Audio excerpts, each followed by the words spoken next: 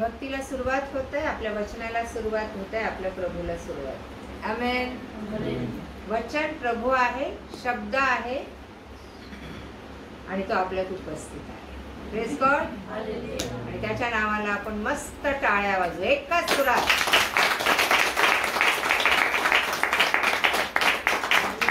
आम्ही प्रभू येशूचं स्वागत करतो आमच्यामध्ये आणि तो उपस्थित आहे म्हणून आपण टाळ्या वाजवू. आमेन. पवित्र शास्त्रामध्ये माणसाला अनेक उपमा दिलेल्या आहेत. कोण सांगेल मनुष्याला काय काय उपमा दिलेल्या आहेत?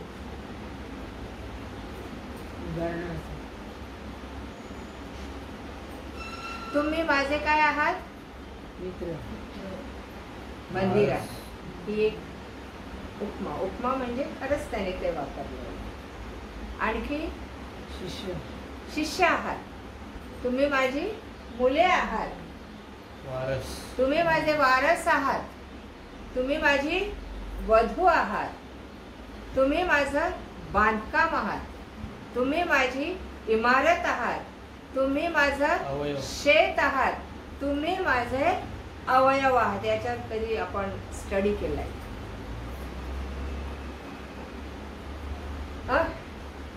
कोण आहोत आपण देवाचे? कोण आहोत? आम्हाला एवढंच माहिती आहे, आम्ही पास्टर्स आहोत, आम्ही प्रॉफिट्स आहोत, आम्ही डीन आहोत, आम्ही बिशप आहोत.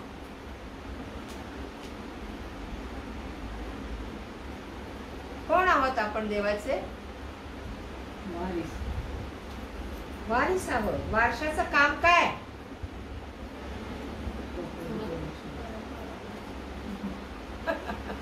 मुलाचं काम काय? शिष्यांचं काम काय? जे वडिलांनी केलं ते पुढे चालू ठेवायचं. ते पुढं चालू ठेवायचं. तो वारसा हक्क जपायचा. आमेन.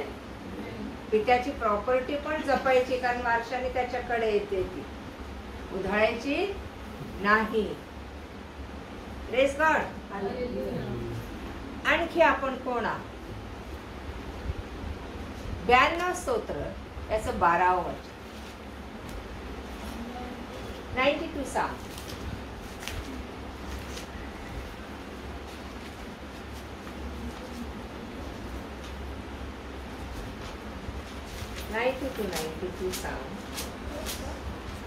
नीतिमान खजुरीसारखा समृद्ध होईल, तो लबानोनावरील गंध सुरूसारखा वाढेल. नीतिमान खजुरीसारखा काय होईल? समृद्ध होईल. आणि तो लबानोनावरील गंध सुरूसारखा होईल. गंध सरूसारखा होईल. पुढे जे परमेश्वराच्या घरात रोवलेले आहेत ते आपल्या देवाच्या अंगणात समृद्ध होतील. जे आपल्या देवाच्या अंगणात रोवलेले आहेत, देवाच्या परमेश्वराच्या घरात रोवलेले आहेत, ते आपल्या देवाच्या अंगणात समृद्ध होतील. पुढे वृद्धपणातही ते फळ देत राहतील. वृद्धपणातही ते फळ देत राहतील. ते रसभरीत व टवटवीत असतील. ते रसभरीत व टवटवीत असतील. यावरून दिसेल की परमेश्वर सरळ आहे, तो माझा दुर्ग आहे, त्याच्या ठाई अन्याय मुळीच नाही. बस बस. आम्ही परमेश्वराच्या घरात रोवलेले काय आहोत? रोप आहोत. आमेन. झाड आहोत. तुम्हाला कधी माहित आहे का तुम्हाला झाड ही उपमा दिलेली आहे देवाने? तुम्ही कोण आहात? झाड आहात. झाड. आणि कसं झाड आहात? वृद्धपणापर्यंत फळ देणारे, टवटवीत, रसभरीत. तुमचे फळ कसे आहेत? गळलेले नाही, थकलेले नाहीत, गरुडाप्रमाणे उडणारे तुम्ही वृद्ध काळातही तसे हवेत देवा. आमेन. तुम्ही झाड आहात. तुम्ही रोप आहात. तुम्ही त्याच्या अंगणात रोवलेले आहात. आमेन. परमेश्वराच्या घरात रोवलेले आहात. आम्हाला देवाने झाडाची उपमा दिली. आणि झाडाची उपमा का दिलेली आहे? खूप खूप गहन अर्थ आहे त्याच्यामध्ये. आपण झाडे लावतो, झाडे तोडतो, पर्यावरणासाठी झाडे लावली जातात कारण पाऊस येतो, त्याने आपलं बाग बगीचा सुशोभित दिसतो, नाही का? पण देवाने माणसाकडे एक झाड म्हणून. आमेन. आपण एक स्तोत्रामध्ये जाऊ आणि तिसरं वचन आम्हाला काय सांगतं? कोणाचं पाठ आहे? जे झाड पाण्याच्या प्रवाहाजवळ लावलेले असते, जे आपल्या हंगामात फळ देते, ज्याची पाने कोसळत नाही, अशा झाडासारखा तो आहे. अशा झाडासारखा तो आहे. आणि जे काही तो हाती घेतो ते सिद्धीस जाते. जे काही तो हाती घेतो ते सिद्धीस जाते. कोणाबद्दल म्हटलेलं आहे? आमच्याबद्दल बोलतो. पहिली 2 वचनं काय सांगतात? जो पुरुष दुर्जनांच्या मसलतीने चालत नाही, पापी जणांच्या मार्गात उभा राहत नाही आणि निंदकाच्या बैठकीत बसत नाही, तर परमेश्वराच्या नियमशास्त्रात रमतो, त्याच्या नियमशास्त्राचे रात्र दिवस मनन करतो, तो धन्य. हा. तो कसा आहे? कोणाला धन्य म्हटलंय? जो रात्रंदिवस बिझनेस करतो, जो रात्रंदिवस झोपतो, जो रात्रंदिवस कामकाज करतो, जो रात्रंदिवस नको ते विचार करतो, जो रात्रंदिवस दिवा स्वप्न बघतो, जो रात्रंदिवस टेन्शन करतो, जो रात्रंदिवस काळजी करतो, जो रात्रंदिवस उसाट टाकतो, अशा माणसाबद्दल म्हटलेलं आहे. काय सांगितलेलं आहे? जो रात्रंदिवस याच्या नियमशास्त्राचं काय करतो? मनन. नुसतं शास्त्र वाचणं इतकंच नाही, त्याच्यावर मनन. मनन मीन्स व्हॉट? स्टडी, अभ्यास करणं. हे वचन मला दिलेलं आहे, हे कशासाठी आहे? देवाने प्रत्येक वचन, प्रत्येक वैयक्तिक तुम्ही म्हणा माझ्यासाठी आहे ते म्हणा. हे परमेश्वराने दिलेलं प्रत्येक वचन एका सुरात आणि मोठ्याने म्हणा. परमेश्वराने दिलेलं प्रत्येक वचन हे माझ्यासाठी आहे. म्हणा एका सुरात. परमेश्वराने दिलेलं प्रत्येक वचन हे माझ्यासाठी आहे. नुसतं वचन नाही, प्रत्येक वचन. आमेन. आणि त्याच्यावर आम्हाला काय ठेवायला सांगितलं? विश्वास. आणि त्याचा स्टडी करायला सांगितलं, मनन करायला सांगितलं. नुसतंच रुटीन प्रमाणे एखादा अध्याय वाचला आणि तो देवाचा टाइम आम्ही मेंटेन केलाय तेवढा काफी नाही है. आमेन. जो रात्रंदिवस माझ्या शास्त्राचं मनन करतो तो धन्य. तो कोणासारखा आहे? जे झाड पाण्याच्या प्रवाहाजवळ लावलेले असते अशा झाडासारखा तो आहे. वचन काय आहे? परमेश्वर. वचन काय आहे इथं? पाणी, जीवन. आमेन. जीवनाचा झरा येते लक्षात. आणि त्या जीवनाच्या झऱ्याजवळ जो कोणी बसलेला आहे, उभा आहे, तंतोतंत वागत आहे, ते पाळीत आहे, त्याचं आज्ञापालन करत आहे, वचनाचं अनुकरण करत आहे, तो अशा झाडासारखा. आमेन. आम्ही वाचतो खूप हो. आज किती वाचले आम्ही बायबल? अहो दोनदा बायबल संपवले मी. बायबल संपवले. बायबल संपत नाही कधी. आमेन. वाचून संपवले, पण आचरणात ते किती घेतलंस? तू तुझ्या कृतीत किती घेतलंस? तुझे शब्द त्याप्रमाणे किती चालले? तुझी पावलं त्या वचनावर किती चालली? किती महत्वाचं आहे ते. आमेन. जे झाड पाण्याच्या प्रवाहाजवळ लावलेले असते ते आपल्या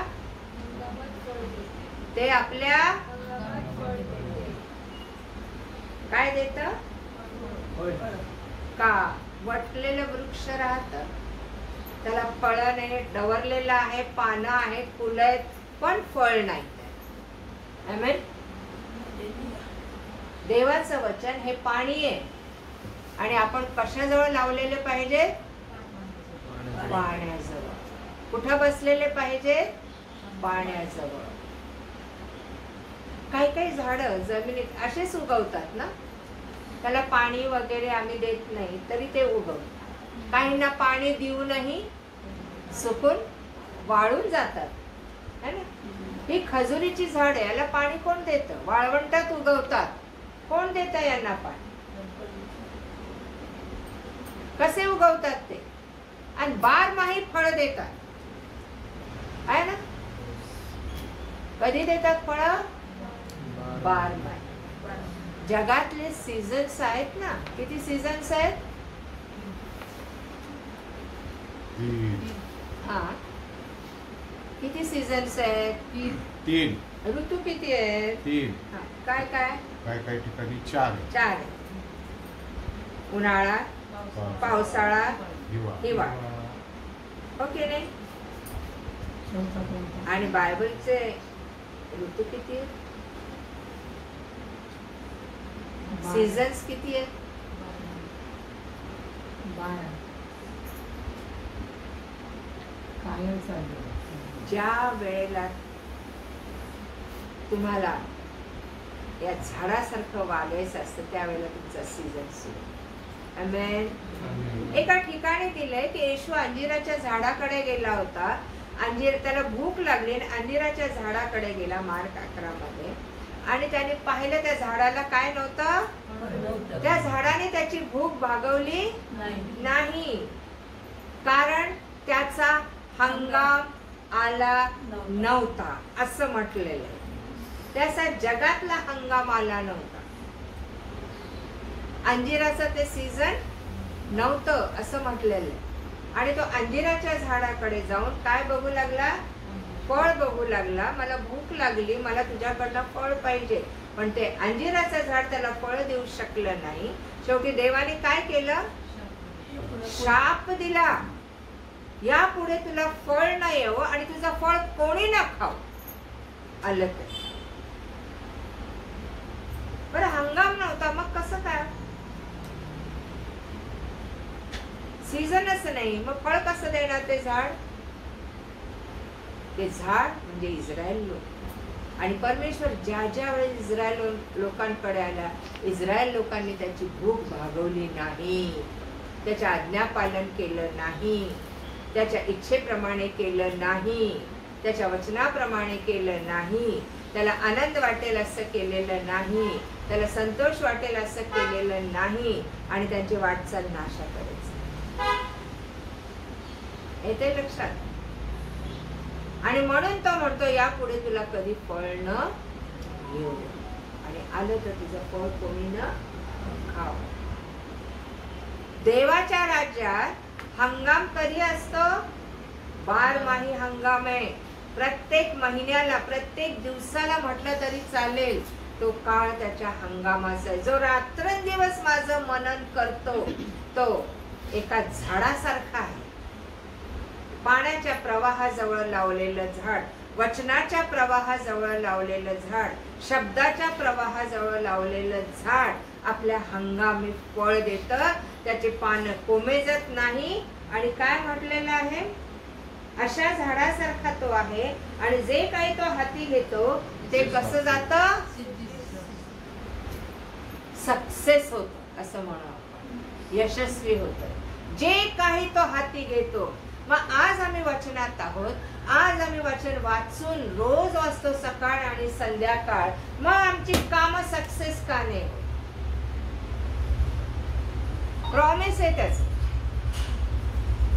आमेन.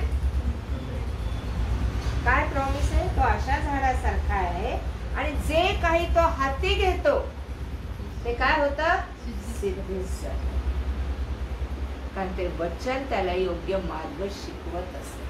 आणि आम्हाला शिकायची इच्छा नसते, आम्ही फक्त वाचतो. आम्हाला त्याच्यातून बोध घ्यायची इच्छा नसते, आम्ही फक्त वाचतो. आम्ही आमचे मार्ग जोपासतो, आमच्या विचाराने आम्ही चालतो.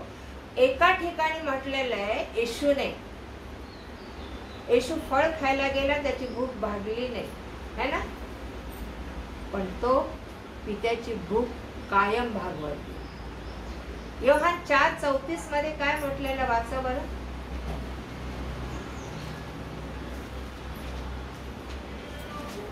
येशू त्यांना म्हणाला, ज्याने मला पाठवले त्याचे इच्छेप्रमाणे करावे व त्याचे कार्य सिद्धीस न्यावे, हेच माझे अन्न आहे. हे माझं काय आहे. अन्न. नाही. येशू काय म्हणाला. येशूला कशाची भूक आहे. कुठल्या गोष्टींची भूक आहे. आज्ञापालन. पित्याच्या इच्छेप्रमाणे ज्याने मला पाठवलं त्याच्या इच्छेप्रमाणे काम करणं ही माझी काय आहे. भूक आहे. हे माझं अन्न आहे. ही भूक लागली का आम्हाला. लागली का आम्हाला भूक. मला ज्या देवाने मला या भूतलावर पाठवलं, कारण येशू म्हणतो जसं पित्याने मला पाठवलं मी तुम्हाला पाठवलं. आमेन. Praise God. जर त्याने मला पाठवलं तर मी आज त्याची भूक भागवत आहे का. फळ देऊन हंगामी फळ देते का. तो कधी पण येईल तुमच्याकडे. ज्या वेळेस तो तुमच्याकडे येईल त्या वेळेस त्याला त्याची भूक भागवणारं फळ आमच्याकडे. त्याची इच्छा आम्ही पूर्ण केलेली पाहिजे. त्याच्या आज्ञांचं आम्ही पालन केलेलं पाहिजे. भले आम्हाला पटो ना पटो त्याने आज्ञा दिली. येते लक्षात. येते लक्षात. जे झाड पाण्याच्या प्रवाहाजवळ लावलेलं असतं ते आपल्या हंगामी काय देतं. फळ देतं. ते विदाऊट फ्रूट राहत नाही. आणि देवाला फळाविना असलेलं झाड आवडत नाही. चांगलं झाड कसं फळ देतं. काढा मग ते.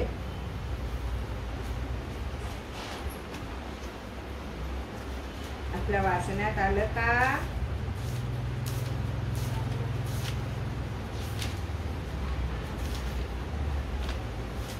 पत्त्यामध्ये काय दिलंय. 7व्या अध्यायामध्ये दिलेले बघा. 15 वचनापासून वाचा. खोट्या संदेष्टांविषयी जपून राहा. ते मेंढरांच्या वेशाने तुमच्याकडे येतात, पण ते आंतरिक क्रूर लांडगे आहेत. त्यांच्या फळांवरून तुम्ही त्यांना ओळखाल. काटेरी झाडांवरून द्राक्षे किंवा रिंगणीच्या झाडांवरून अंजीर काढतात काय. त्याप्रमाणे प्रत्येक चांगल्या झाडाला चांगले फळ येते आणि वाईट झाडाला वाईट फळ येते. काय लिहिलेलं आहे. प्रत्येक चांगल्या झाडाला कसं फळ येतं आणि प्रत्येक वाईट झाडाला. आणि तुम्ही त्यांच्या फळांवरून त्यांना ओळखा. चांगल्या सिच्युएशन मध्ये आमचं वागणं आणि वाईट सिच्युएशन मध्ये आमचं वागणं आमचं फळ देणं सुचवतं. आमच्याकडं काय चांगलं फळ म्हणजे काय.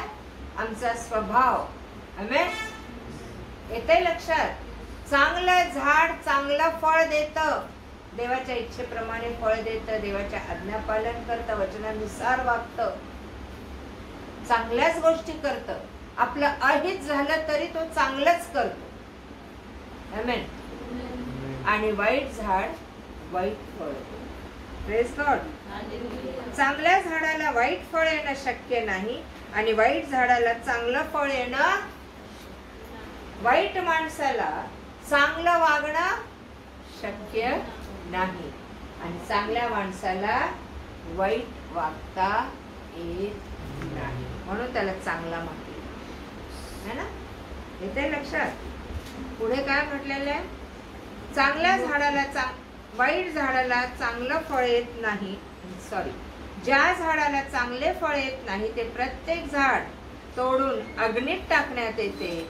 यास्तव तुम्ही त्यांच्या फळांवरून त्यांना ओळखाल. देव पुष्कळदा आमच्या जीवनात अशी सिच्युएशन आणतो आणि आमच्याकडे येतो फळ खायला. बाकी माणसं येणार नाहीत आपल्याला. फळ देणं म्हणजे काय. इतरांच्या उपयोगी पडतं. येते लक्षात. येते आजी. येते का येतो. काय म्हटलेलं. ज्या झाडाला चांगलं फळ येत नाही ते तोडून कुठं टाकतात. का बरं. सावली आहे ना. देवाला सावली नको, देवाला फळ पाहिजे. Praise God. आणि आज आम्ही देवाला फळ देणारे आहोत. देव जे मागतो त्याची भूक भागवणारे आहोत. देवाच्या आज्ञा बऱ्याच आहेत, त्या आज्ञा पालन करणारे आहोत. काय देतो देवाला आम्ही? तो मागतोय तुमच्याकडे, फळ मागतोय. कसलं फळ देतोय आपण? कसलं फळ देतोय? काय देतो आपण देवाला? काय देतो मला सांग. देवाला देत काही नाही. काय करतो? मागतो. प्रत्येक सिच्युएशन साठी, प्रत्येक परिस्थितीसाठी आम्ही मागत राहतो. पण देवाला कसलं फळ पाहिजे त्या सिच्युएशन मध्ये? तुमच्या विश्वासाचं फळ. Praise God. आम्ही ते देतो का? नाही. तू कर, तू दे, तू सोडव, तू माझं ही परिस्थिती निवारण कर. अरे तुला मी विश्वास दिला, तुला सामर्थ्य दिलं, तुला आत्मा दिला, तुला जीवन दिलं, तुला मी वाढवलंय. माझ्या वचन देऊन मी तुला वाढवलं, वचनाचं पाणी देऊन मी तुझी आत्मिक वाढ करत आहे. तरी तू विश्वासाचं फळ नाही देऊ शकत. बघा, आम्ही धार्मिक म्हणतो, आम्ही बिलीवर म्हणतो, आम्ही देवांचे लेकरं म्हणतो. आमचा विश्वास कुठे आहे?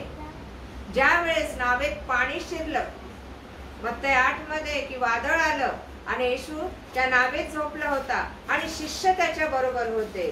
शिष्य मजा करत होते होडीत. आणि ज्यावेळेस आंधी आलं, तुफान आलं, वादळ आलं, त्यावेळेस ते काय झाले? घाबरले. येशू तर त्या नावेत झोपला होता शांत. येशूला माहित नाही का त्यानेच वादळ आणले? हो ना. बिचारे हसते खेळते बैठे थे उधर, एन्जॉय करत होते ते. येशूला काय सुचलं? त्यांना जरा घाबरावं. फळ देण्याचं काम. आमेन. आणि वादळ आल्याबरोबर शिष्य काय म्हणाले? ए येशू उठ ना, गुरुजी उठा ना. एखादा म्हणाला असेल, एखादा काय झोपलाय हा गाड, याला काय आवाज येतोय की नाही या तुफानाचा? आपण पण आपल्या घरात बोलतो की नाही? अगं बाई एवढं वादळ वारं सुटलंय, पावसाची झोड उठली ना, काय झोपलाय गाडी? सो येशू उठला आणि त्यांनी काय केलं? ते त्यावेळेस शिष्यांनी काय करायला पाहिजे? तो म्हणतो तुम्ही इतके भित्रे कसे? तुमचा विश्वास कुठे आहे? प्रश्न विचारला येशू. तुमचा विश्वास कुठे आहे? ज्या वेळेस संकट काळात आम्ही डगमगतो ना, आम्ही फळ देणारे होत नाही. हे लक्षात ठेवा. प्रत्येक वेळेस आमची कमजोरी देवाला दाखवणं गरजेचं नाही. आम्ही त्या जिवंत देवाचे जिवंत लेकरं आहोत. आमचं पालन पोषण करायला त्याने हे वचन दिलेले आम्हाला. मनुष्य केवळ भाकरीने नव्हे तर परमेश्वराच्या मुखातून निघणाऱ्या प्रत्येक वचनाने जगेल, हे प्रॉमिस आहे त्याचं. आम्ही का नाही वचनावर जगत? आम्ही का वचनाविना मरतो? हे जगण्याचं साधन आहे. तो म्हणतो जुन्या करार तुम्ही माझे विधी, माझे नियम, माझ्या आज्ञा पाळाल तर तुम्ही वाचाल. कारण माझा श्वास तुमच्या कुडीत आहे. मी तुमचे हाडं बनवलेत, मी तुमच्यात नसा टाकलेत, मी तुमचे स्नायू बांधलेत. आमेन. आम्हाला विश्वास दाखवायचा, त्याचे लेकरं आहोत आम्ही. आमेन. येते का लक्षात? आणि या ठिकाणी काय म्हटलेलं आहे परमेश्वराने? की जे झाड फळ देत नाही, नुसतं फळ नाही, चांगलं फळ देत नाही, ते तोडून कुठं टाकलं जातं? अग्नी. चांगलं फळ देणं म्हणजे विश्वास ठेवणं देवावर. शत्रूवर पण प्रीती करणं हे चांगलं फळ आहे. आमेन. छळणाऱ्यांसाठी प्रार्थना करणं चांगलं फळ आहे. संकटात पण परमेश्वरावर विश्वास ठेवणं चांगलं फळ आहे. आणखी काय चांगले फळ आहेत सांगा बरं. तुमच्या मते काय आहे चांगलं फळ आमच्या? प्रार्थना करणं, चर्चला जाणं, बायबल वाचणं, आठवडाभर मी माझी, आठवडाभर तुम्हाला दिलाय फळ द्यायला. आमेन. Praise God. मी चांगलं फळ देत आहे का मला तोडून अग्नीत टाकलं? मी कसलं झाड आहे? आमेन. परमेश्वर 92 स्तोत्रात म्हणतो की तुम्ही परमेश्वराच्या घरात रोवलेले आहात आणि तुम्ही झाड सुकून जाणारे नाही. टवटवीत हिरवे गार रसभरीत फळं तुम्हाला आली पाहिजेत. आणि झाडं किती वर्ष जगतात? तो आमच्या सरांना माहिती आहे किती वर्ष जगतात. 20, 50, 100, जास्त 200, 300, 500 वर्ष जगतात झाडं. रानातली झाडं बघा, पिंपळाचं झाड लावून बघा, ओके नाही. परंतु त्या झाडाला देव फळ अपेक्षित, त्याला फळाची अपेक्षा. आमेन. इर्मायाचा 17वा अध्याय 5व्या वचनापासून आपण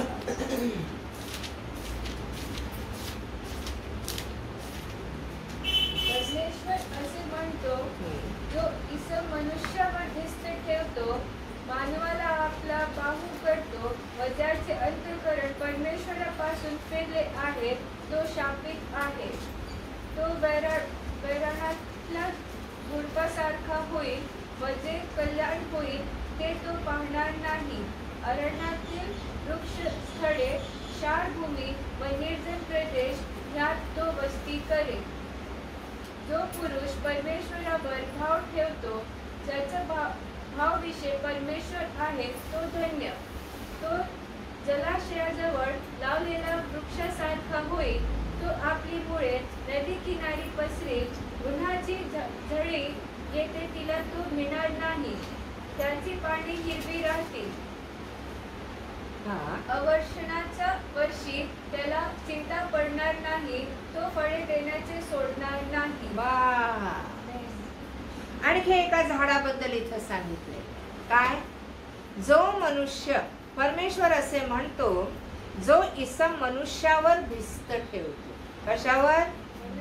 मग मनुष्य कशाला दिलेत आमच्या आजूबाजूला? माणसं काय दिलीत? आई, बाप, बहीण, भाऊ, मित्रमैत्रिणी, टीचर्स, नाही का, शिक्षक, अधिकारी. कोणावर भरोसा ठेवायला? जो इसम मनुष्यावर भिस्त ठेवतो, मानवाला आपला बाहू करतो व ज्याचे अंतःकरण परमेश्वरापासून फिरले आहे, तो शापित आहे. का बरं देव असं म्हणतो? आम्ही माणसांची मदत घेऊ नये का? पुष्कळदा घेतो आपण मदत, नाही का? बरेचदा नेहमीच आपण कोणाची मदत घेतो? मनुष्याची मदत, आपल्या घरच्यांची, बाहेरच्यांची, मित्रमंडळींची, शेजाऱ्या पाजारांची मदत घेतो आपण, ओके नाही? मदत घेणं आणि भरोसा ठेवणं वेगवेगळ्या गोष्टी. आम्ही अशा भरोशाचं काम म्हणजे काय की नाही, तोच करेल हे काम, त्याच्याशिवाय कोणी करणार नाही. पण परमेश्वर अशक्य गोष्टी शक्य करणार आहे. आमेन. Praise God. आम्ही मनुष्याला आपला बाहू करतो म्हणजे आपण सर्वस्वी कोणावर अवलंबून राहतो? मनुष्यावर. हो ना? त्याच्या बुद्धीवर, त्याच्या निर्णयांवर, त्याच्या सल्ल्यावर, ॲडवाईसवर आम्ही खूप अवलंबून. कोणी काय आपल्याला सांगितलं की लगेच आपण ते अंमलात आणतो. पण येशू वचन जीव तोडून आम्हाला काही गोष्टी सांगतो की आम्ही नाशाकडे जाऊ नये तर सार्वकालिक जीवनाकडे जाऊ. आम्ही किती लक्ष देऊ? जो इसम मनुष्याला आपला बाहू करतो तो काय आहे? त्याच्यावर भरोसा ठेवतो, तो शापित आहे, कारण त्याचे अंतःकरण परमेश्वरापासून फिरले आहे. आणि त्याची स्थिती कशी होईल हे सांगितलेलं आहे बघा. तो वैराणातल्या झुडपासारखा होईल व जे कल्याण होईल ते तो पाहणार. जो परमेश्वरापासून फिरलेला आहे, मनुष्याला आपला बाहू करतो. बाहू करतो म्हणजे भरोसा टाकतो त्याच्यावर, त्याला आपला मदतनीस करतो, त्याच्यावर विश्वास ठेवून त्याच्याच विचारांनी चालतो त्याला देव म्हणतो तो वैराणातल्या झुडपासारखा. वैराणातलं झुडूप कसं असतं? कसं असतं?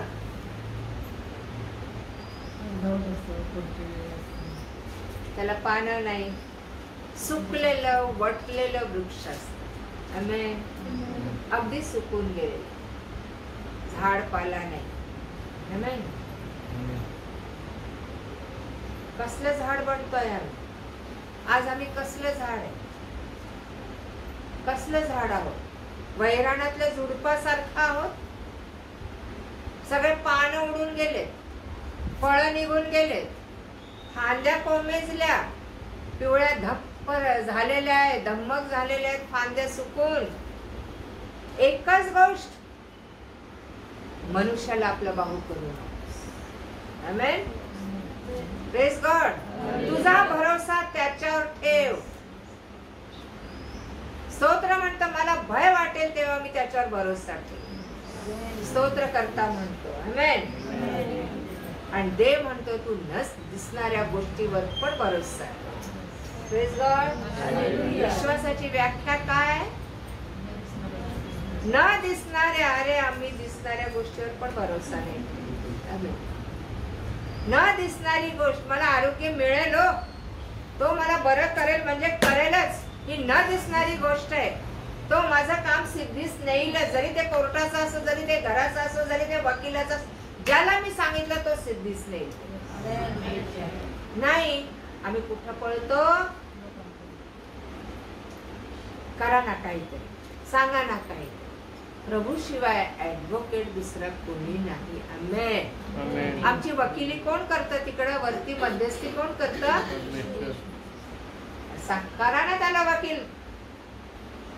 फुकट आहे हो, मी नाही घेत तो. तुमचा भरोसा मा. आमेन. आम्ही कुठल्या झुडपासारखे आहोत? काळजी, टेन्शन, वटलेले, सुकलेले, निराश, हताश, काही आनंदच नाही आमच्या चेहऱ्यावर. कास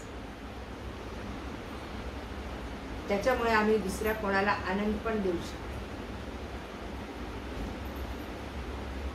प्रीतीने भरलेले नाही त्याच्यामुळे प्रीती करू शकत नाही. शांतीने भरलेले नाही त्याच्यामुळे शांती घेऊ शकत नाही. वटलेल्या झाडासारखं, वृक्षासारखं असं म्हटलेलं आहे बघा. जे कल्याण होईल ते तो पाहणार नाही. अरण्यातील वृक्षस्थळे, क्षारभूमी व निर्जल प्रदेश यात तो वस्ती करेल. त्याची वस्ती कुठं होईल? अरण्यातली वृक्षस्थळे, क्षारभूमी आणि निर्जन प्रदेश यात तो वस्ती करेल. जिथं मनुष्यांचा मागमूस नाही, जिथं हिरवळ नाही, जिथं त्याला उपयोगाच्या गोष्टी मिळणार नाही, अशा ठिकाणी तो वस्ती. ही भयानक सांगितलं. तुम्ही मी झाड आहोत तर कसलं झाड आहोत? देवावर भरोसा टाकणार, वचनाच्या पाण्याजवळ लावलेलं, वचन रोज वाचून त्याप्रमाणे अनुकरण जो करतो तो वचनाच्या पाण्याजवळ लावलेलं झाड आहे. संकट येव तो विश्वासात खंबीर आहे. तो त्याला सांगेल, तो जगाला सांगणार. आमेन. Praise God. का मी फळ देईल, त्याची पानं कोमेजणार नाही. पानं म्हणजे काय? त्याची पाने. बायबल मध्ये पानं कशासाठी दिलेली आहेत? कोण सांगेल? पानांचा वापर कशासाठी आहे? झाडांच्या पानांचा आरोग्यासाठी है ना. आमच्याकडनं ही पानं निघून लोकांना आरोग्य मिळाली पाहिजे. आमच्या झाडावरून ही पानं. Praise God. हालेलुया. पानं ही आरोग्यासाठी. जर मी मनुष्याला बाहू केला, देवावर भरोसा टाकला नाही, तर पहिली गोष्ट मी शापित आहे. कर्स माझ्यावर आले है ना. सेकंड थिंग, मी वैराणातल्या झुडपासारखा आहे. थर्ड थिंग, माझी वस्ती कुठं होईल? वृक्षस्थळी. वृक्ष म्हणजे ओसाड जागे, जिथं पाणी नाही, जिथं त्याची वाढ नाही, जिथं त्याला काही खत मिळत नाही, तिथं त्याची वस्ती होईल. वृक्षभूमी है ना असं म्हटलंय. क्षारभूमी वृक्ष स्थळे आणि निर्जल प्रदेश म्हणजे जिथं पाणी मिळणार नाही. तुला वचन पण तिथं मिळणार, तुला कोणी सांगायला पण येणार नाही, तुला ऐकायला पण मिळणार नाही वचन, कारण तू देवापेक्षा मनुष्यावर अधिक बुद्धिमान आहे. Praise God. मी सांगत नाही, देवाचं वचन सांगतं, नीट कान देऊन ऐका. आणि पुढचं वचन काय सांगतं? जो पुरुष परमेश्वरावर भाव ठेवतो, हा ज्याचा भाव विषय परमेश्वर आहे तो धन्य. आमचा भाव विषय काय पाहिजे? परमेश्वर. आमचा विषय काय पाहिजे? परमेश्वर. कितीदा बोलतो या विषयावर? परमेश्वर या विषयावर आपण दिवसातून कितीदा बोलतो?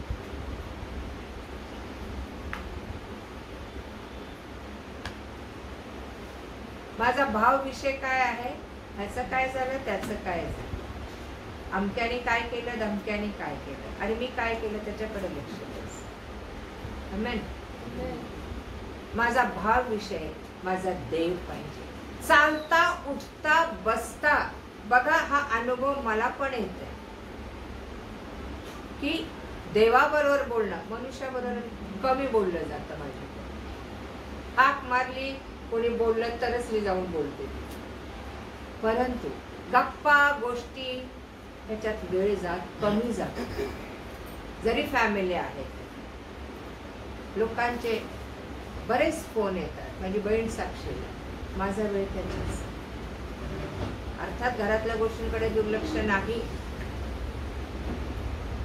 लोकांना काउन्सिलिंग करायचं, काय का तुझ्यावर आलं त्याच्याबद्दल त्याचं एक्सप्लेन करायचं, त्यांना पश्चातापी व्हायला सांगायचं, देवाकडे वळायला सांगायचं, देवाला हाक मारायला सांगायची, देव ऐकणार आहे हे सांगायचं. आमचा भाव विषय काय पाहिजे? परमेश्वर. तो काय म्हणतो? जो पुरुष परमेश्वरावर भाव ठेवतो आणि ज्याचा भाव विषय परमेश्वर आहे तो धन्य. माझा विषयच परमेश्वर पाहिजे.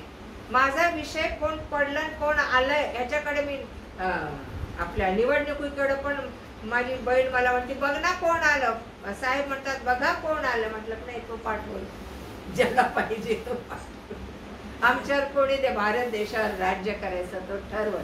त्याला एकच प्रार्थना केली, तुझी इच्छा असेल तो नेता आम्हाला. तुला माहित आहे आम्हाला कशाची कुठल्या नेत्याची गरज आहे. आमेन. Praise God. हालेलुया. त्याच्या दृष्टीने जो योग्य तोच देणार. ही प्रार्थना करा. अमका नेता दे, मी मत दिलंय, तमका नेता दे, त्याला का भरीस पडता देईल पण नाही असं नाही. बघा ज्या वेळेस आम्ही हट्ट करतो ना देवाला, देव नाईलाजाने आमचा हट्ट पुरवतो, कारण आम्ही लेकरा. पण बायबल सांगतं 106 किंवा 107 आपलं स्तोत्र काय म्हटलेलं त्या ठिकाणी आपण पाहू. हा 13 वचनापासून 106:13 साम 106 106 आणि 13व्या वचनापासून पुढे. तरी ते त्याची कृत्ये लवकरच विसरले. त्याच्या योजने संबंधाने त्यांनी धीर धरला नाही. त्यांनी धीर धरला नाही. रानात त्यांची वासना अनावर झाली. ओसाड प्रदेशात त्यांनी देवाची परीक्षा पाहिली. तेव्हा त्याने त्यांच्या मागणीप्रमाणे त्यांना दिले, पण त्यांचा जीव झुरळीस लावला. पण त्यांचा जीव कसा लावला? झुरळीस लावला. झुरळीस म्हणजे जगण्याची इच्छा न राहणे. झुरायला लागले. नसतं मागितलं देवाकडे तर बरं झालं. नसता हा हट्ट केला तर बरा झाला. देवाच्या योजने संबंधाने त्यांनी धीर धरला नाही.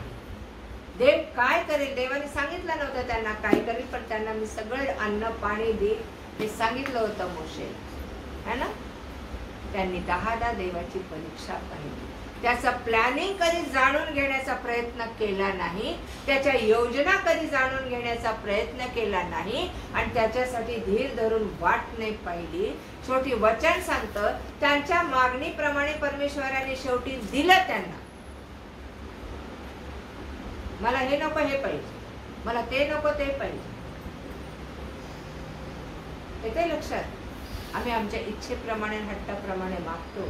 त्यास देव म्हणतो की तेव्हा त्याने त्यांच्या मागणीप्रमाणे त्यास दिले, पण त्यांचा जीव झुरळीस लावला. पस्तावा झाला त्यांनी जे जे मागितलं देवाकडे. पुष्कळदा आम्ही आमच्या लाईफ मध्ये काही गोष्टींबद्दल काय होतो, पस्तावतो, झुरतो. त्या गोष्टी आमच्या अंगाशी येतात, कारण आम्ही देवाची योजना कधी ऐकण्याचा प्रयत्न केला नाही, देवाच्या योजनेप्रमाणे जगण्याचा प्रयत्न केला नाही. आमचं प्लॅनिंग 10 वर्षापर्यंत असतं, है ना? हो की नाही? देव म्हणतो उद्याची खात्री तुला नाही, एका दिवसात काय होईल तुला ठाऊक. तू 10 वर्षाचं प्लॅनिंग करतोस. मी आता हे कोठारे बांधून मोठी कोठारे बांधले. कोण बोलला? एक बोलला बायबल मध्ये, नाही का? त्याने धान्याची कोठारे बांधली, ती त्याला कमी पडू लागली. तो म्हणाला खूप पीक आलंय आणि आता ही कोठार मोडून मी मोठी कोठार बांधीन, सगळं धान्य मी भरून ठेवीन आणि मी म्हणेल खा पी, हे जीवा खा पी मजा कर. आणि त्याला लगेच वाणी आली, आज रात्रीच तुला बोलावणं आलं तर हे कोणाच?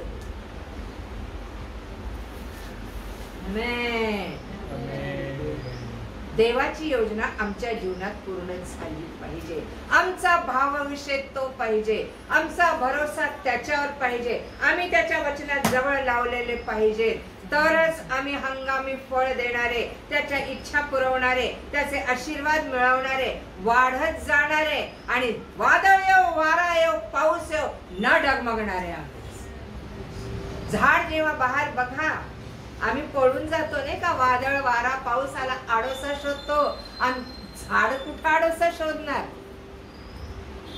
सांगा ना. अहो तो जमिनीत रुतलेला आहे, मग तुम्ही वचनात रुतलेले नाहीत का? सिमेंट कॉन्क्रीट आहे, खडक आहे तुमच्या खाली,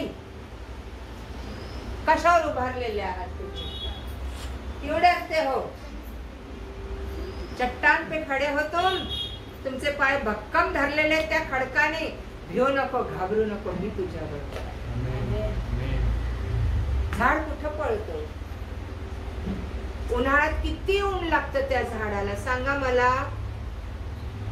किती ऊन लागतं उन्हाळ्यात? झाडाला कोणी छत्री देतंय? हा काय हो सर, तुमच्या झाडांना छत्री धरली तुम्ही, वर काही छप्पर टाकताय का नाही? पावसाळ्यात किती भिजत ते, गारठा होतोय पावसाळ्यात. हा वादळ आलं, विजा कोलमळ आल्या तर जे तकलादू झाड असत ते उन्मळून पडत, पण भक्कम झाड पडत नाही. आमेन. येते का? पडतात का? देव म्हणतो तुला मी खडकावर ठेवले. आमेन. वादळ येऊ, पाऊस येऊ, तुफान येऊ, तू पडणार नाहीस. कधी तक्रार केली का झाडाने? हे देवा मला उन्हात का ठेवलंस तू, मला पावसात का ठेवलं, मला गारठा लागतोय. त्या झाडासारखे बना. Praise God. आमच्यावर वातावरणाचा काय होतो परिणाम होतो? झाडांवर होतं का? हे आपट्याचं झाड गेले कित्येक वर्ष इथं माझ्या दारासमोर, काय परिणाम आहे सांगा ना. परिणाम हा कचरा होतो.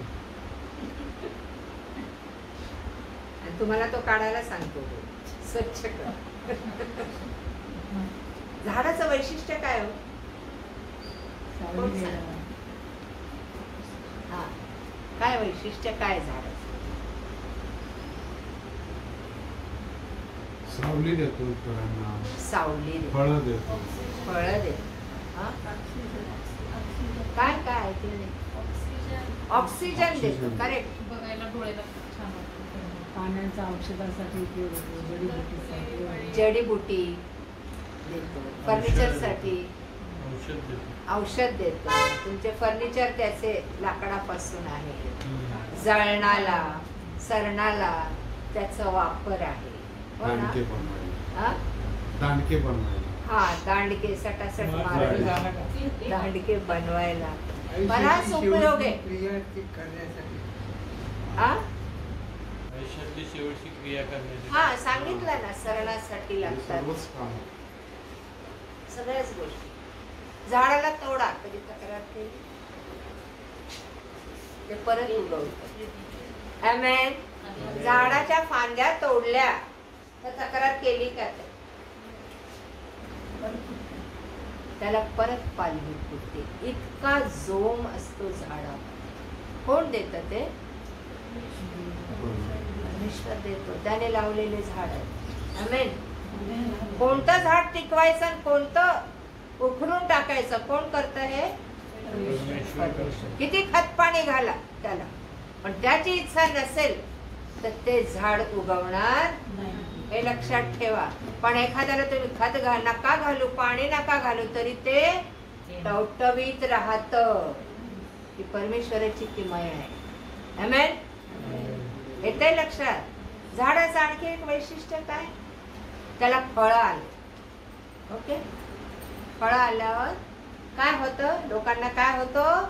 आनंद होतो. आंब्याच्या झाडाला आंबे आले, चिकूच्या झाडाला चिकू आले, आणखी पेरूच्या झाडाला पेरू आले, पपई आले. काय काय असेल ते आनंद होतो, नाही का? मला सांगा, ज्यावेळेस झाडाला फळं येतात, खूप फळं आले की झाड कसं होतं? असं जे असतं ते खूप फळ देणारं झाड कसं पाहिजे? नम्र पाहिजे. आमेन. ते वागतं असं, नुसतं फळ देऊन ताटपणा नाही करत. आणि मला सांगा, फळ खूप आले, तिकडनं चोर आलाय,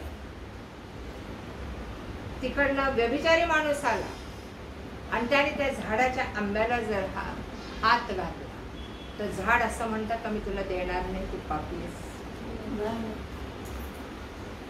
काय महत्वाची गोष्ट. कोणी येऊन त्या झाडाचं फळ खाऊ शकतं. Praise God. तो कधी म्हणणार नाही की मी तुला देणार नाही, तू फार पाप केलीस, तू लायकीचा नाही माझं फळ खाण्याच्या आणि मी तुझी भूक भागवणार नाही. असं आहे. तो आनंदाने ते फळ खाऊ देतो. तो ऑब्जेक्शन घेत नाही. तू पापी आहेस का तू पवित्र आहेस? आमेन.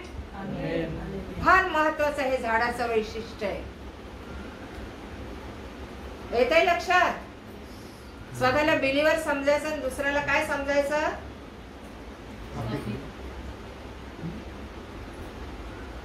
दुसऱ्यांच्या चुका, हा असा आहे तो तसा आहे, त्याच्यात हे उणेपण आहे, ते उणेपण आहे. तुम्हाला अधिकार नाही कोणाच्या चुका काढायचा, न्याय करायचा. आमेन. चुका दिसतात तुम्हाला, झाडांना पण त्या माणसाच्या चुका दिसतात. आमेन. पण त्याच्याकडचे जे चांगलं आहे तो त्या माणसाला,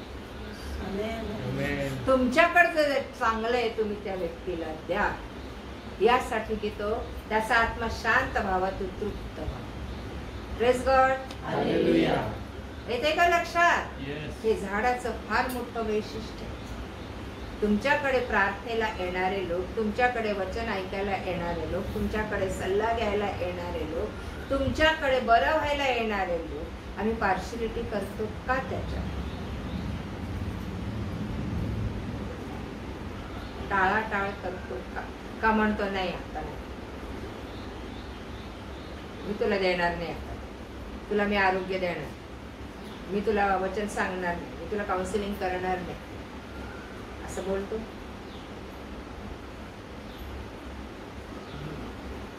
झाडाचं वैशिष्ट्य, कोणी येऊ, तो चोर का असेना, तो दरोडेखोर का असेना, तो पापी का असेना, झाड कधी त्याला म्हणत नाही तू माझ्या झाडाचं फळ खा. खायते. त्याने कितीही फळं खाल्ले तरी तो काही बोलणार. आमेन. येतं लक्षात?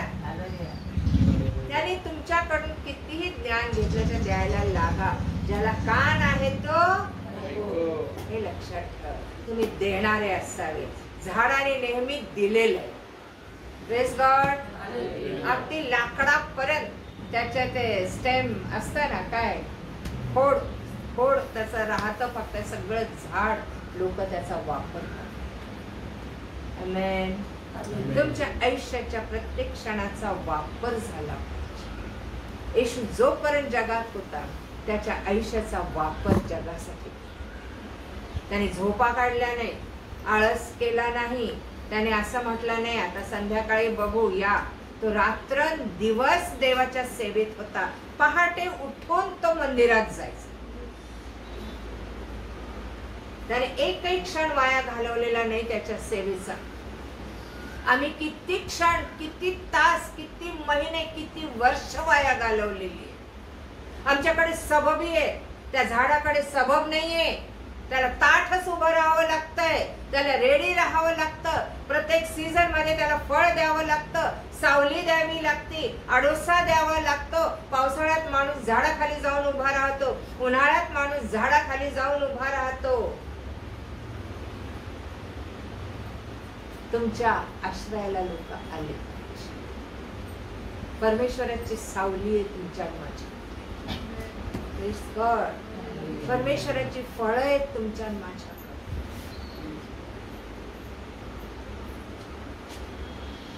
प्रत्येक सीझन मध्ये आम्हाला काय होते? सर्दी, खोकला, ताप. का? आम्ही कोणावर ब्लेम करतो? वातावरण तसं आहे हो. बायबल काय सांगतं? पुढचं वचन वाचा इर्मायाचं. त्यांनी सावलीत इर्माया 17, 8, 9 वचन. तो जलाशयाजवळ लावलेला वृक्षासारखा होईल. तो आपली मुळे नदी किनारी पसरेल. उन्हाची झळी येते, तिला तो भिणार नाही. त्याची पाने हिरवी राहतील. अवर्षणाच्या वर्षी त्याला चिंता पडणार नाही. तो फळे देण्याचे सोडणार नाही. आमेन. ज्याचा भाव, जो पुरुष परमेश्वरावर भाव ठेवतो, ज्याचा भाव विषय परमेश्वर आहे तो धन्य. भाव विषय म्हणजे त्याचा विषयच परमेश्वर आहे. तो बाकीच्या विषयात पडत नाही. तो त्याच्याबद्दलच विचार करतो. तो कोणाशी बोलतो? तर देवाबद्दलच बोलतो. आमेन. आणि त्याला काय म्हटलेलं आहे? तो जलाशयाजवळ लावलेल्या वृक्षासारखा होईल. झाडासारखा नाही. वृक्ष कसा असतो? उंच, मोठा,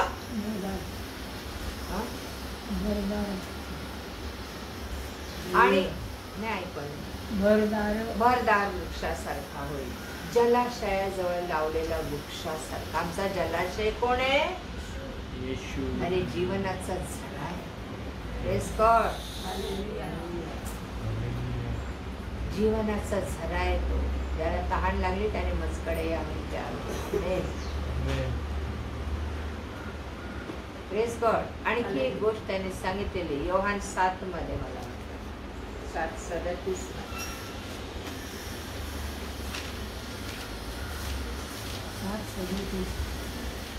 6:37 किंवा 7:37 किंवा 8:37. 7:37 पासून. मग सणाच्या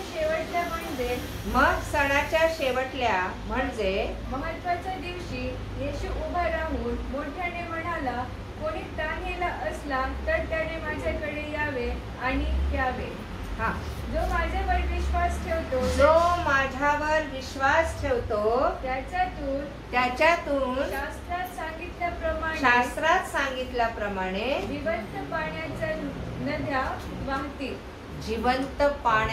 नद्या वाहतील. जो जलाशयाजवळ लावलेला वृक्ष असतो ना, त्याच्यातून जिवंत पाण्याच्या नद्या काय होतात? वाहतात. जिवंत पाणी कोण? प्रवेश. आमेन. आमेन. हा सुंदर वचन. आणि हे मला अभिवचन देवाने. एकदा मी एकटीच बसले होते घरामध्ये, सगळे कामाला गेले होते, माझे मुलं शाळेला होते, नवीनच होते मी याच्यामध्ये, आणि सगळे जायची वाट बघायची. सगळे गेले, आंघोळ वगैरे करून बेडरूम मध्ये मी खाट्यावर एकटीच मोठ्याने प्रार्थना, आजूबाजूला कोण नव्हतं, प्रार्थना करत बसले होते. आणि माझ्या जवळून खळ खळ खळ असं ना पाणी वाहिल्याचा आवाज यायला. आणि मी डोळे उघडले, कारण मी एकटीच असायचे, लॉक करायचे आतून सगळं, आजूबाजूला सगळं काँग्रेस गवत, हे 2 घरं होते फक्त, आणि हे शेजारचं घर. पाण्याचा आवाज कुठे येतो? थोडा वेळ थांबले, आवाज थांबला, मी डोळे उघडल्यावर असं साईडने खळ खळ खळ खळ खळ खळ झरा वाहतो असा पाण्याचा आवाज. मग मी उठले, म्हटलं बाथरूमचा नळ, किचनचा नळ कुठला सुटला असेल, सारं घर फिरून आले, पुन्हा प्रेयरला बसले. आणि त्याच्यानंतर माझ्या इथून पाणी वाहताना मला दिसला, खुशीतून. तुम्ही म्हणते देव बाप्पा इतक्या जवळ, आणि डोळे उघडे आणि पाण्याचा आवाज आहे. मी म्हटलंय पाणी येते कुठून? बरं, मी भिजलेली नाही, काही नाही, खळ खळ खळ, जवळजवळ 5 मिनिट तो आवाज. पण नंतर घाबरले नाही मी, म्हटलं हे तुझ्यापासून असेल तर मला वचन. आणि त्याने योहान 7:37-38 हे वचन मला बायबल उघडल्याबरोबर ते आलं. आणि परमेश्वर माझ्याशी बोलला की जिवंत पाण्याच्या नद्या तुझ्यातून वाहते. आमेन. या नद्या म्हणजे देवाचं वचन, ईश्वर, जिवंत पाणी. आमेन. Praise God. हालेलुया. आज उगीच इथं बसवलं नाही देवाने. Praise God. हालेलुया. आम्ही असं झाड असावं ना की आमच्यातून लोकांनी तृप्त. Praise God. तुमच्या बोलण्यातून, तुमच्या वागण्यातून, तुमच्या प्रार्थनेतून, तुमच्या काउन्सिलिंग मधून, तुमच्या सहवासात राहणार आपण देवाकडे या. आमेन. Praise God. आणि या ठिकाणी हे वचन काय म्हटलेले? जलाशयाजवळ लावलेला वृक्षासारखा होईल, तो आपली मुळे नदी किनारी पसरेल. त्याची मुळं पसरत जातील, त्याची वाढ होत जाईल. आमेन. आणि उन्हाची झळई येते, तिला तो भिणार. उन्हाची झळई आली तर तिला तो भिणार. आता ऊन कसं आहे? घामाघूम आहे, होतोय आपण. मगाशी लाईट्स नव्हते ना, मॅडम आल्याबरोबर आपण सुवर्णा मॅडम आमच्याशी बोलतात आणि वर जाऊन फॅन ऑन करतात. म्हटलं आम्ही येड्या आहोत बसलो बिना पंख्याच्या. म्हणजे ती झुळूक आली तर आम्हाला किती बरं वाटतं. पण तो म्हणतो तुला उन्हाची झळई पण लागू दे. Praise God. हालेलुया. आणि तिसरी गोष्ट, त्याची पाने उंचत नाही. हिरवी राहतील. हिरवी म्हणजे तो टवटवीत छान असा कसा वठलेला वृक्ष नाही दिसणार, किती पण वर्षाचा. आमेन. आणि अवर्षणाच्या वर्षी त्याला चिंता पडणार नाही. अवर्षण म्हणजे पुष्कळ. दुष्काळ. दुष्काळाच्या दिवसात त्याला चिंता पडणार. हे तुमचं माझं वर्णन आहे हे झाडाचं. दुष्काळ म्हणजे कशाचा दुष्काळ? कशाचा दुष्काळ? आत्मिक पुष्कळ. शारीरिक. जगात कशाचा दुष्काळ पडतो ब्रदर? अन्न पाण्याचा. है ना? बायबल काय सांगतं? कशाचा दुष्काळ पडणार आहे? परत सांगा. कशाचा दुष्काळ?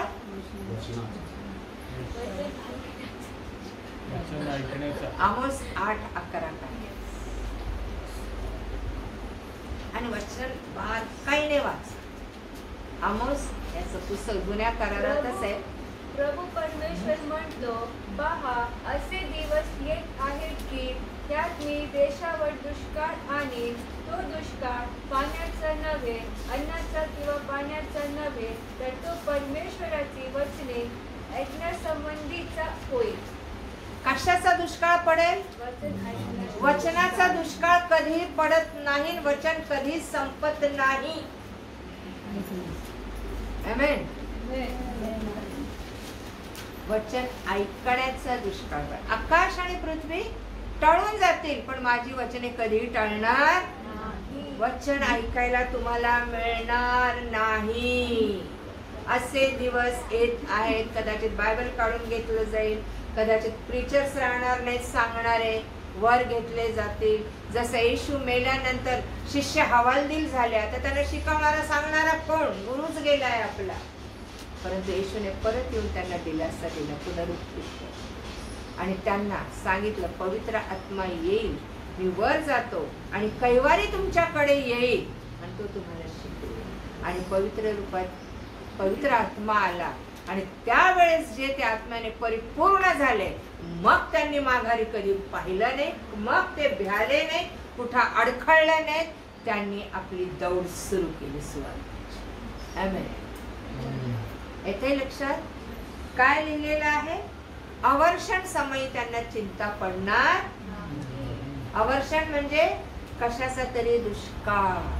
वचन जरी तुमच्याकडे नाही तर ते कुठे आहे? तुमच्या कुठे साठवायला सांगितलं? जुन्या करारात आजच वाचलं, निर्गम मध्ये परमेश्वर मोशेला म्हणतो इस्रायल लोकांना सांग 6 वर्ष पेरणी कर. काय?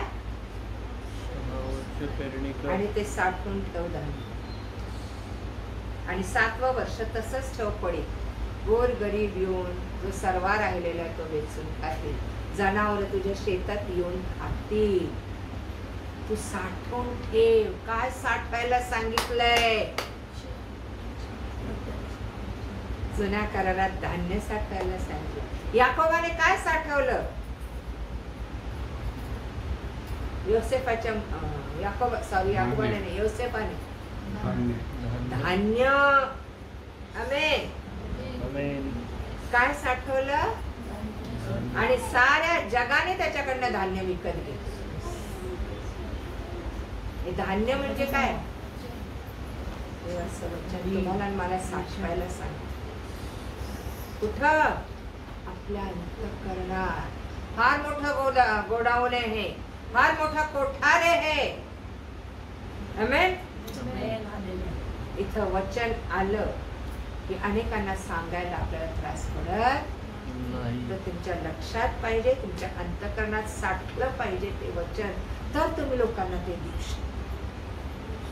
त्यांच्याकडे नाही ना, जे भुकेले आणि तहानेले आहेत त्यांना दे. काय द्यायचं?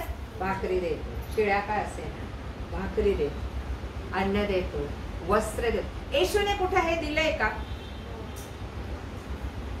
ते 33.5 वर्षाच्या काळात तो सांगतो शेजाऱ्यावर प्रीती करा, जे भुकेले आहेत, ताणलेले आहेत त्यांना द्या, जे निराश्रित आहेत त्यांना घरात घ्या, जे उघडे आहेत त्यांना कपडे द्या, आणि जे बंदिवासात आहेत त्यांचा समाचार घ्या, जे रोगी आहेत त्यांच्या भेटीला जा.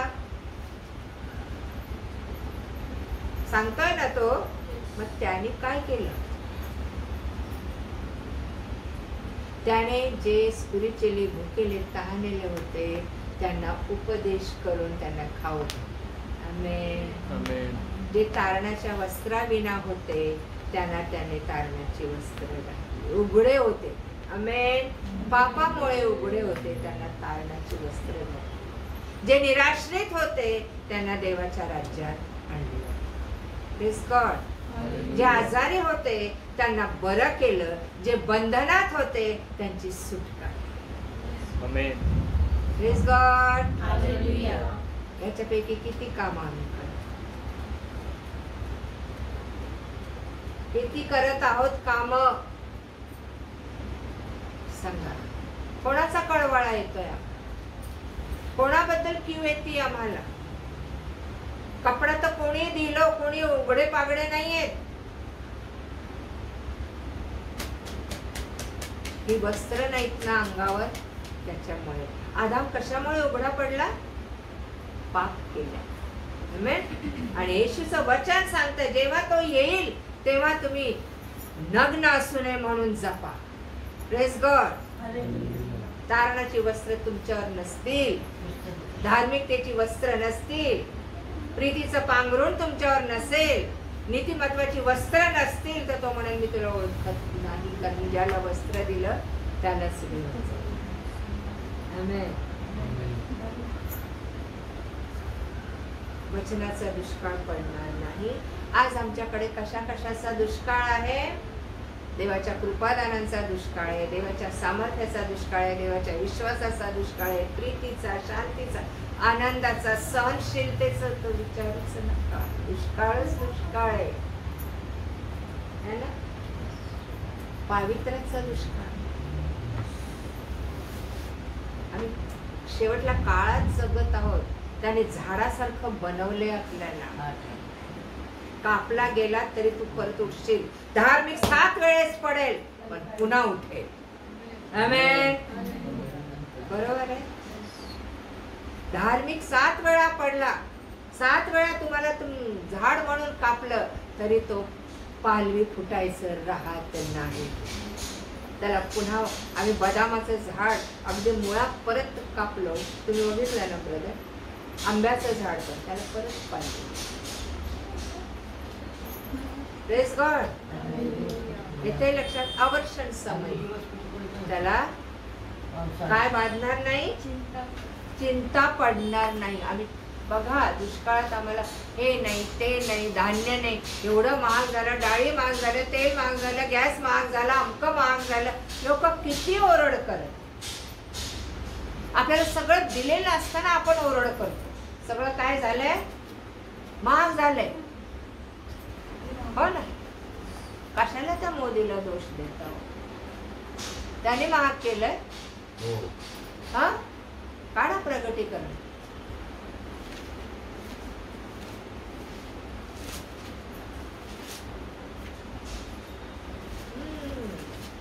सहावा अध्याय.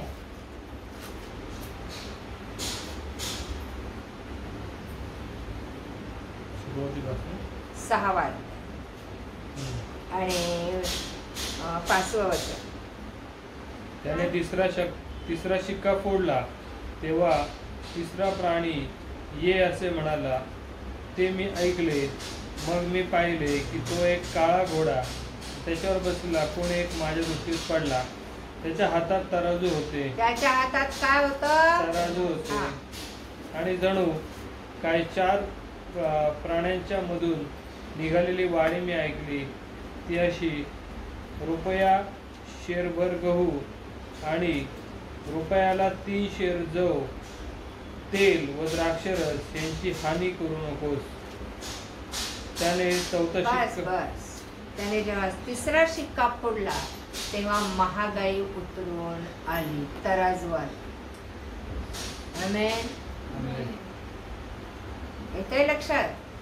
आणि त्याने सांगितलं की रुपयाला शेरभर गहू आणि रुपयाला 3 शेर जव, तेल आणि द्राक्षारस यांची खराबी करू नको. हे महागाईचं दृश्य. प्रत्येक शिक्का जेव्हा फोडला जातोय, हे शिक्के वाचा. तिथे काय दिलेलं आहे तो शिक्का कदाचित फोडला गेलाय. आणि महागाईला किती वर्षापासून सुरुवात झालेली आहे? महागाईला 8-10 वर्षापासून. देव बोल, मोदीने नाही केलं, पण त्याचा प्रॉमिस आहे, तुला दुष्काळातही मी तृप्त करेन. तुम्ही मी का लोकांना दोष द्यावा? जर माझा देव आवर्षण काळी मला चिंता करू देत नाही, दुष्काळातही मला तृप्त करतो, तर मी का चिंता करत? काय हो, मासे विकले जात नाहीत, आता खप नाही, चिंता वाटते? 3 महिने नाही ना, पण तो सांभाळतो ना. मग त्याचा प्रॉमिस आहे रे, आवर्षण समय तुला चिंता पडणार नाही. का करतो आम्ही चिंता? आणि का लोकांना दोष देतो? अरे विधी लिखित आहे, भाकीत आहे, प्रोफेसी आहे ही. पण त्याचं प्रॉमिस त्याच्या लेकरांना आहे, तुला मी काही उणं पडू देणार. जो परमेश्वराचं भय धरतो, त्याला शरण जातो, त्याला काही उणं पडत नाही. परमेश्वर माझा मेंढपाळ आहे, मला नुसता तोंडपाठ आहे. उन्हा पडलं की बोंबा बोंबे. अरे तेवढं पुरवतो पण ना तो तुम्हाला. महागाई इकडे वाढली की तो तुमच्या बटव्यात आणून टाकतो की नाही. मग उघडं पागडं पाडले. Praise God. आवर्षण समय त्याला चिंता वाटणार नाही आणि तो फळ द्यायचं सोडणार नाही. किती जण अर्ध्यातून बाहेर पडले. फळ द्यायचं सोडत नाही. संकट येऊ अरिष्ट येऊ झाडाला फळ लागली. आमेन. Praise God. हालेलुया. आम्ही कोण आहोत? कोण आहोत? कोण आहोत? झाड. अरे कशाबद्दल बोलतोय आपण? झाड आहोत आपण. आणि कुठं रोवलेले आहोत? पाण्याच्या प्रवाहाजवळ लावलेले आहोत. पण आपण फळ देतो की नाही हे देव बघतो. आणि 92:12 मध्ये काय म्हटलेलं आहे? कुठं रोवलेले आहोत आपण? परमेश्वराच्या घरात. 92 स्तोत्र काय सांगतात? आपण कुठे आहोत? जे परमेश्वराच्या घरात रोवलेले आहेत ते आपल्या देवाच्या अंगणात समृद्ध होते. ते आपल्या देवाच्या अंगणात कसे होतील? समृद्ध होते. आणि आम्ही जगातल्या दुष्काळाला भिजवले. आम्ही कसे दान? आम्ही कसे विश्वास? सांगा ना. गोड तेल डाबा भरच पाहिजे. वाटी बरं असलं तर नाही चालत. त्यालाही देव आशीर्वाद दे. मुठभर पिठाला आणि तेलाच्या कुपीला आशीर्वाद देणारा देव. आणि तो अनुभव घेऊन पहा. मी घेतलेला आहे. येतंय लक्षात? सांगा ना. असं का म्हणतो? ते देवाच्या अंगणात समृद्ध होतील. आम्ही कुठं बसलो? आम्ही कुठं लावलेलं आहोत? सैतानाच्या राज्यात का देवाच्या राज्यात? सैतानाच्या राज्यात असू तर आम्हाला फळच कधी चांगली येणार. चांगली फळं कधी येणार नाही की जे लोक येऊन खातील. आणि जेव्हा झाडाला फळ लागतं ना, रस्त्याला झाड असेल एखाद्या किंवा बागेत जरी दिसलं तरी येणारे जाणे काय करतात? फळ तोडतात. लोकांची रीघ लागते त्या फळाच्या झाडाला. त्याचा मालक कदाचित थांबत असेल. हे फळ तोडू नको. झाड कधी म्हणत तू खाऊ नको. येते लक्षात? झाड हे देणार असतं.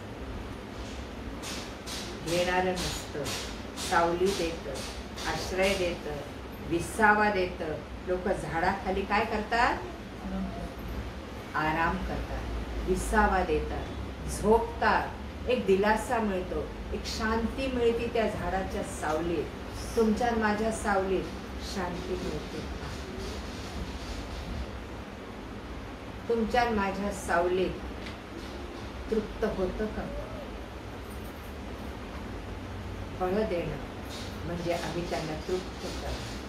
आमच्या जवळ ख्रिस्ताने जे दिलेले ते लोकांना दे. आमेन. एक वचन सांगतो. परमेश्वराने जे लावलं नाही, जे रोप लावलं नाही, ते प्रत्येक रोप उपटलं जाईल. मला वाटतं योहानाच्या पुस्तकात आहे. योहान शुभवर्तमान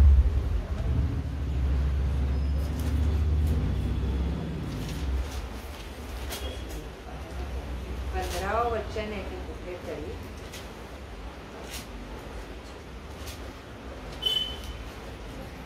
परमेश्वराने जे रोप लावले नाही ते उपटलं जाईल. आणि खरोखर या ठिकाणी आम्ही पाहतो.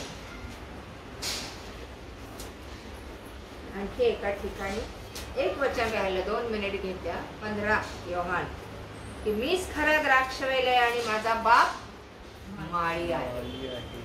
फळाचं काम काय आहे? फळाचं काम काय? फक्त रस देणं.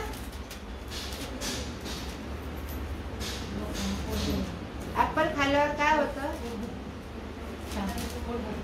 पोटवर ताकद येते है ना, सशक्त होतं माणूस. त्याच्यात प्रत्येक ह्याच्यात काय आहे, कॅलरीज आहेत, काहीतरी म्हणजे सशक्त पौष्टिक गोष्टी आहेत फळांमध्ये है ना. येशू म्हणतो माझा बाप काय आहे, माळी आणि मी काय आहे, द्राक्षवेल आहे. माझ्यातील फळ न देणारा फाटा तो काढून टाकतो आणि फळ देणाऱ्या फाट्याला अधिक फळ यावं म्हणून तो त्याला प्रत्येकाला साफसूफ करतो. थांबूया इथं आपण, याच्यावर मनन करून या पुढच्या वेळेस. आमेन.